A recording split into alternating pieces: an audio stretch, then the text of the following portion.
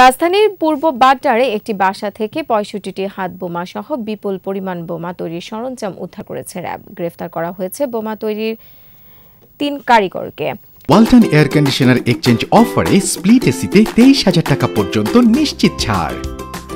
গোপন সংবাদের ভিত্তিতে গতরাতে বাড্ডার টিনশেড বাড়িটিতে অভিযান চালিয়ে এসব বোমা উদ্ধার করে র্যাব। সংবাদ সম্মেলনে র্যাব জানায়, নারায়ণগঞ্জ কেন্দ্রিক সংঘবদ্ধ একটি দল বোমা তৈরির চুক্তি ভিত্তিক কাজ করত। তাদের নেতৃত্ব দিত সজীব নামের এক যুবক। চক্রটিতে রাতে শতাধিক বোমা তৈরি করে গাজীপুরে পাঠানোর কথা ছিল। উপজেলা পরিষদের নির্বাচন ও বিভিন্ন রাজনৈতিক সহিংসতায় চালানটি ব্যবহৃত হতো বলেও জানিয়েছে র্যাব। চক্রটি ড্যামরা ও সাভারে নিরাপদ বোমা তৈরির বাসা খুঁজে প্রথমে, পরে বাড্ডার একটি বাসায় গড়ে তুলে কারখানা। চক্রের সাথে বাড়ির মালিকের জড়িত কিনা সেটিও খতিয়ে দেখছে র্যাব।